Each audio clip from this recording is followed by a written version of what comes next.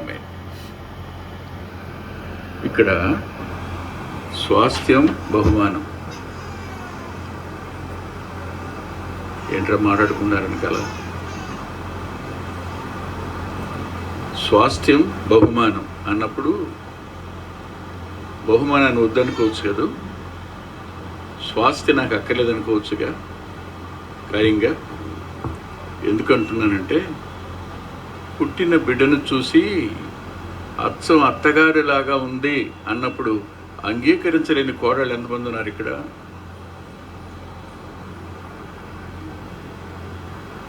లేరమ్మా? కుసుమ గారు ఉన్నారు కదా. ఎస్, దేవుడిచ్చిన పిల్లలను అంగీకరించవలసిన బాధ్యత పేరెంట్స్ది. వారు ఎత్తుగా ఉన్నారా, పొట్టిగా ఉన్నారా, నల్లగా ఉన్నారా, ముక్కు చప్పిడిదా కాదు. They are given by God, we have to accept it. మొన్న ఓ తమ్ముడు చెప్తున్నాడు, అన్నయ్య మా నాన్న మా తాత సంపాదించిన ఆస్తులు నాకు ఏ భాగం అక్కర్లా. స్వాస్థ్యం అంటే తరతరాలకి ఉండేది, తరాల వెంట కొనసాగేది స్వాస్థ్యం. నాకు అక్కర్లేదు అంటున్నాడు పిల్లడు. కారణం ఏంటంటే అది సరిగా సంపాదించింది కాదన్నయ్య, నా అక్కర్లా. As a believer I don't want accept it అన్నాడు.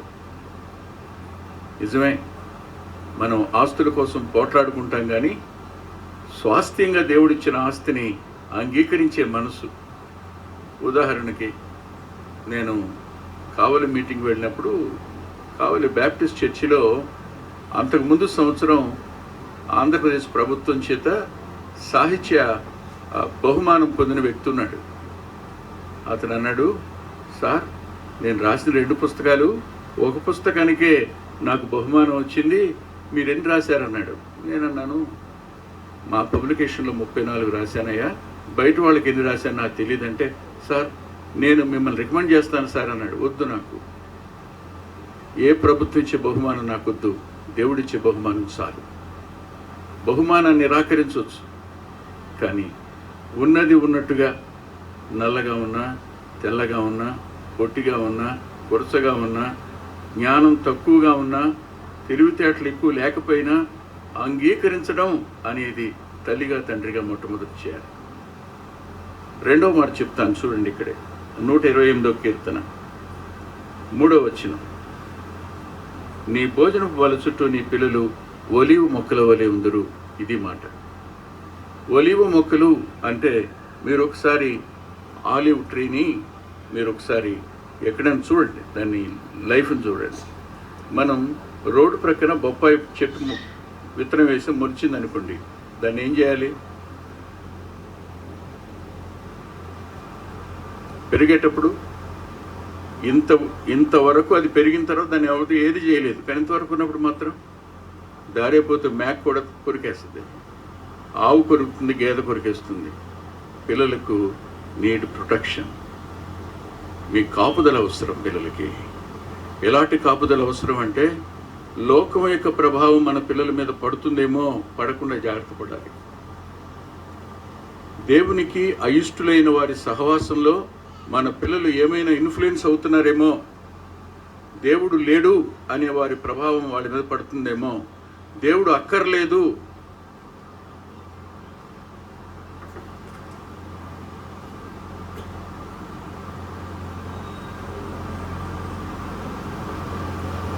నాకున్న దురలవాటు ఏంటంటే అటు ఇటు తిరుగుతుంటే చెప్పలేను, మీరు అటు ఇటు కదిలినా చెప్పలేను. అందుకని వీధి సువార్తకు నేను పనికిరాను. I know it. తమ్ముళ్ళందరూ పనికొస్తారు, బహిరంగ సువార్త నేను పనికిరాను. మైక్ ఇచ్చినా కూడా ఎవరన్నా కదులుతున్నప్పుడు మాట్లాడలేను. ఆ డిస్టర్బెన్స్ని నేను వెల్కమ్ చేయలేను. సరే, ఇటుకొద్దాం. కాపుదల అన్నది తల్లిదండ్రుల నుంచి ఉండాలి. లోకంలో మన పిల్లలు, ఒక మాట అంటాను, ఒక 7 సంవత్సరాల కాలం VBS వాళ్ళకి తర్జుమా చేసే అవకాశం దేవుడు నాకు ఇచ్చాడు. తెలుగులో తర్జుమా చేస్తున్నప్పుడు వాళ్ళు ఒకానొక రోజు వచ్చినటువంటి ఆ సంవత్సరానికి వచ్చిన సిలబస్లో ఇంత చిన్న పిల్లలకు యేసుక్రీస్తు ప్రభు దేవుడు ఎందుకయ్యాడంటే అని, ఏ ఏజ్లో, at the age of 7 or 8 వాళ్ళ టెక్స్ట్ బుక్లో ఉన్నది ఏంటంటే యేసు ప్రభు దేవుడు ఎందుకు అయ్యాడంటే అని. క్షమించండి, దీన్ని చూపించి ఇదే దేవుడురా అని అంటే సత్య వరకు నమస్కారం చేస్తారు, దాన్ని వదిలిపెట్టరు. చైల్డ్ సైకాలజీ చొప్పున పిల్లలకు దేవుడు మానవుడిగా జన్మించాడు అని చెప్పవలసింది పోయి యేసు ప్రభు దేవుడు ఎందుకు అయ్యాడని చెప్పటం వల్ల వారు 10th క్లాస్కి వచ్చేటప్పటికే ఏథిస్టులుగా మారే అలవాటు. ఎందుకంటే we are teaching it with a doubt. అలాంటి పాఠ్యాంశాలు ఉన్నాయి. ఇవాళ విద్యా బోధనలో కూడా చాలా వ్యత్యాసాలు వచ్చాయి. పాఠ్యాంశాల్లో క్రైస్తవ పిల్లలు ఆ పాఠ్యాంశాల చేత ప్రభావితం అవుతారు, కానీ వారిని కాపాడవలసిన బాధ్యత మాత్రం మీది. అందుకని న్యాయాధిపతుడి గ్రంథంలో ఒలివ మొక్క అంటుంది, దేవునిని మానవుని సంతోషపరిచేటువంటి పని చేయకుండా నేను మీ మీద రాజులాగా ఊగనా అంట.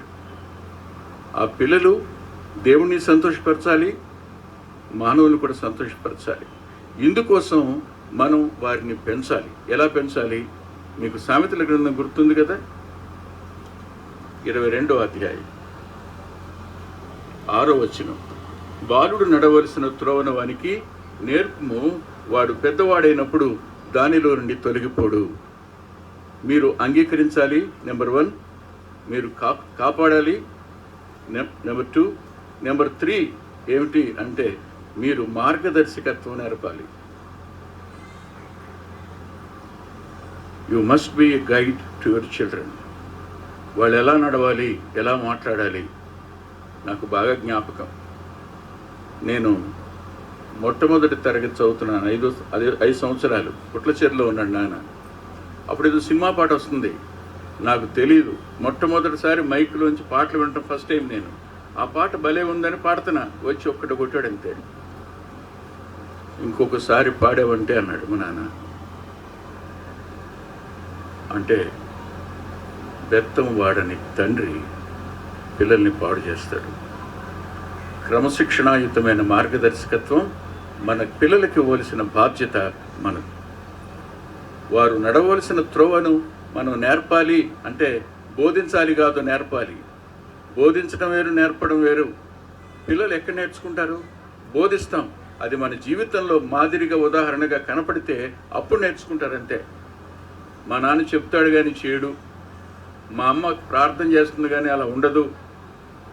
ఈ ఆలోచన పిల్లలకు వస్తే వారు ఎట్టి పరిస్థితుల్లోనూ నేర్చుకోరు. అందుకని బోధించనంటల్లా నేర్పండి అన్నాడు.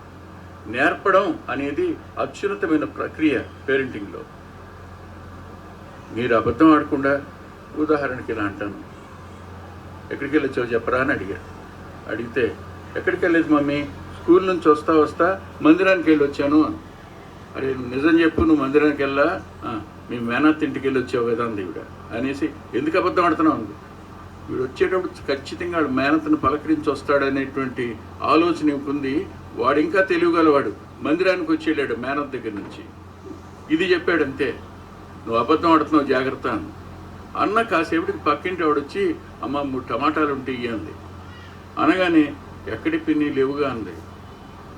వాడు అక్కడే ఉన్నాడు. ఎక్కడ?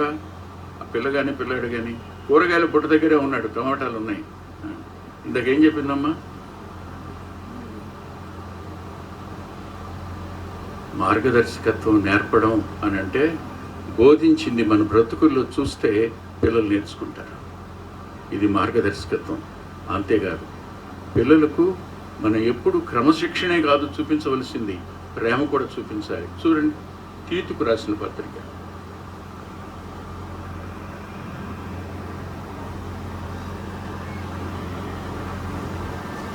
2వ అధ్యాయం 4వ వచనంలో రాసిన మాట, యవ్వన స్త్రీలు తమ భర్తలకు లోబడి తమ భర్తలను శిశువులను ప్రేమించువారు. పిల్లలకు ఏం కావాలి అంటే ప్రేమ కావాలి. ఇక్కడ మాట్లాడుతూ అమ్మాయి గురించి, యోగభేదని గురించి చేసి నిస్సికి చెప్పారు. నిస్సి తన భర్తకు లోబడితే అప్పుడు పిల్లలు లోబడతారు. తల్లులు పిల్లలకు క్రమశిక్షణ లేకుండా చేసేటువంటి అద్భుతమైన అపవాది సాధన. రే, మీ నాన్న సరైనోడు కాదు, మీ నాన్న కోపం ఎక్కువ, మీ నాన్న వాళ్ళ అమ్మా నాన్న తప్ప మా అమ్మా నాన్నని గిట్టదు, ఇలాంటి మాటలు పిల్లలకి నేర్పుతున్నప్పుడు చెప్పండి, పిల్లలు సరిగ్గా నేర్చుకుంటారా? భార్య భర్తకు లోబడితే పిల్లలు కూడా తండ్రికి లోబడతారు. తండ్రి యొక్క క్రమశిక్షణ లేకుండా చేసేది ఎవరు అంటే తల్లులే. ఇద్దరు క్రమశిక్షణాయుతమైన జీవితాన్ని జీవిస్తూ ఆ పిల్లలకు ప్రేమను అందిస్తే ఆ ప్రేమ వారి అంతరంగంలో ఎప్పటికీ మర్చిపోరు. జేపీ గారు అమ్మను జ్ఞాపకం చేసుకున్నారు కదా. ఎందుకు జ్ఞాపకం చేసుకున్నారు చెప్పండి? బహుశా ఆయన ఫోన్ చేసేది నాకే, నేను కూడా ఫోన్ చేసేది ఆయనకే. మేమిద్దరం మాట్లాడుకుంటుంటాం. అమ్మ విషయాలు నేను చెప్తాను, వాళ్ళమ్మ విషయాలు నాకు ఆయన చెప్తారు. మేము ఓ రకంగా తండ్రి అంటే ఇష్టమైనా మేము తల్లికి మీద ఎక్కువ అభిమానం ఉన్నవాళ్ళం. అయితే ఆ తల్లిని ప్రేమించేటువంటి తత్వం ఎవరి దగ్గర నుంచి రావాలి?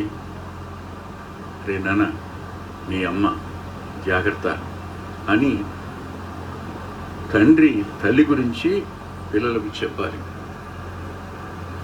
నీకేం బుద్ధి లేదు అసలు అని ఎప్పుడు వారిని పిల్లల ముందు హీనంగా మాట్లాడు. ఇంకొక విషయం కూడా చెప్తాను, ఏ తల్లి తండ్రి పిల్లల ముందు వాగ్వివాదపడద్దు, గొడవ పడొద్దు.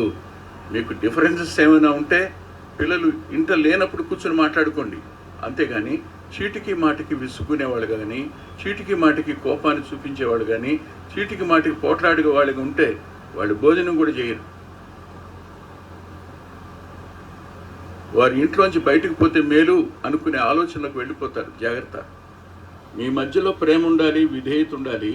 అప్పుడు మీరు ఆ పిల్లల్ని ప్రేమిస్తే వాళ్ళు ఖచ్చితంగా ప్రేమగల పిల్లలుగా పెరుగుతారు. మర్చిపోకండి.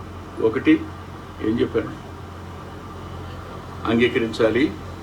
2 కాపాడాలి. 3 చెప్పండి ఏంట్రా? మార్గదర్శకత్వం నేర్పాలి. 4 ఇప్పుడే చెప్పాను కదా, ప్రేమించాలి. 5వ మాట చెప్పి ముగిస్తాను, దయచేసి చూడండి. 128వ కీర్తన.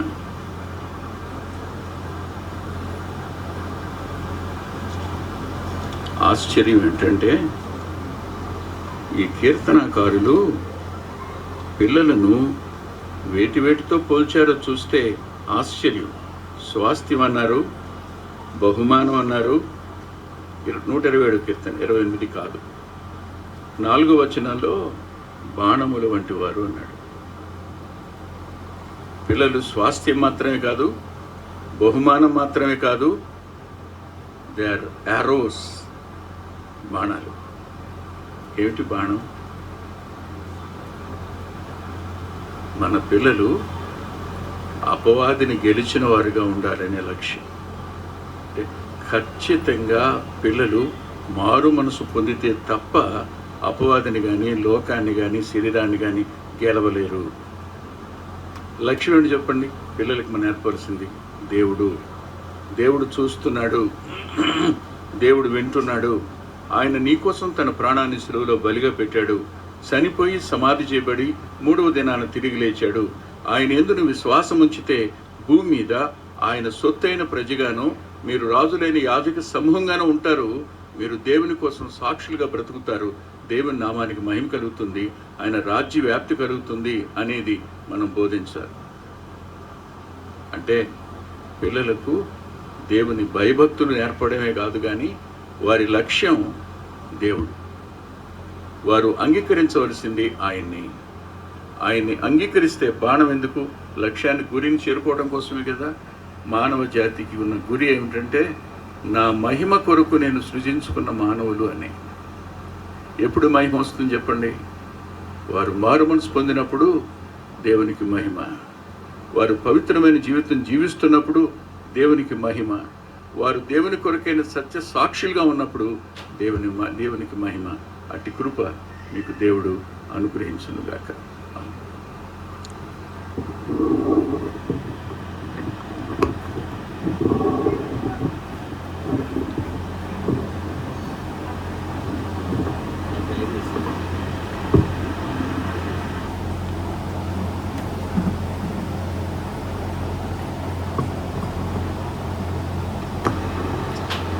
ప్రార్థన చేసుకుందాం.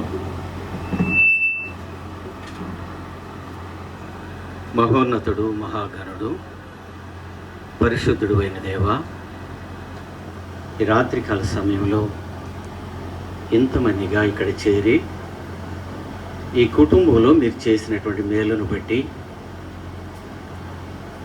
మీరు ఇచ్చినటువంటి స్వాస్థ్యాన్ని, బహుమతిని